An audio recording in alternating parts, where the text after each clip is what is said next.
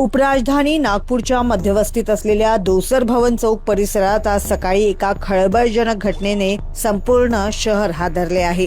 या अत्यंत वर्दळीच्या ठिकाणाहून पोलिसांनी मोठ्या प्रमाणात जिवंत स्फोटक सामग्री जप्त केली आहे।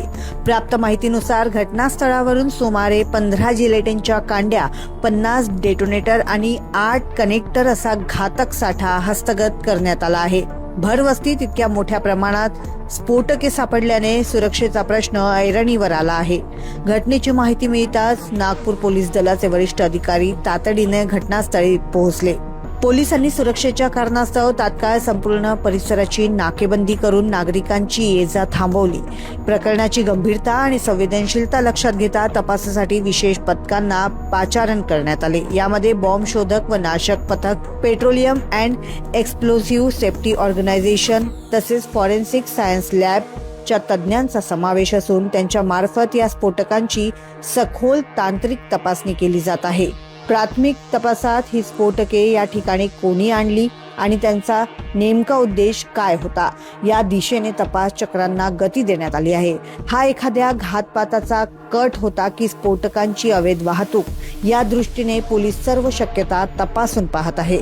सध्या परिसरातील सर्व दुकाने आणि रस्त्यांवरील सीसीटीव्ही फुटेजची कसून तपासणी केली जात असून संशयितांचा शोध घेण्याचे काम युद्ध पातळीवर सुरू आहे। शहरात अचानक सापडलेल्या या स्फोटकांमुळे नागरिकांमध्ये भीतीचं वातावरण असून पोलीस प्रशासनाने सतर्क राहण्याचे देखील आवाहन केले आहे। या जो लांजेवार करके जो रहते हैं उनके जो घर के बैक साइड छोटा सा गार्डन है, जाकि रोड के बाजू में वहाँ लगभग 15 कार्टेज और 58 डिटोनेटर मिले हैं।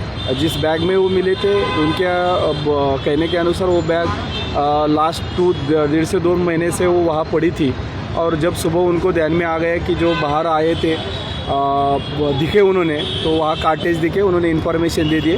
अभी हमारे जो BDDS टीम है, पेसो की टीम है, APSL की टीम है, उनके हेल्प से वो सब कलेक्ट किया है और आगे जाके उसके ऊपर कायदेशीर कार्रवाई जो है, जो कहाँ रखना है, वो मैगज़ीन में हम पूरा सामान अलग अलग रखेंगे और जो है अभी जो प्रोसीजर चालू है हमारी, आगे की कायदेशीर कार्रवाई की जाएगी। सर, क्या काम में आता है? जो मिला है चीज़ें क्या काम में आती है? नहीं, अभी जो वो जब तक हम उनका इन्वेस्टिगेशन नहीं करेंगे, जो एक्सपर्ट से हमको इन्फॉर्मेशन नहीं आएगी तब तक हम पता नहीं सकते। जिलेटिन कांड्या किती, डेटोनेटर्स आणि किती कनेक्टर? याच्यामध्ये डिटोनेटर 50 डिटोनेटर आहेत, 8 कनेक्टर आहेत आणि 15 कार्टेज, एक्सप्लोजिव्हचे कार्टेज आहेत आणि ते सध्या आम्ही APSL आणि BDDच्या मदतीने सर्व वेगवेगळे पॅकिंग केलेलं आहे आणि संबंधित कायदेशीर प्रोसीजर आम्ही पूर्ण करून घेतो। कब से रखा था ये यहाँ पे, कब से मिला है रखा हुआ? नहीं, वो अभी इन्वेस्टिगेशन की है, कब रखा है, कैसे रखा है, इन्वेस्टिगेशन के बाद पता चलेगा। थँक्यू।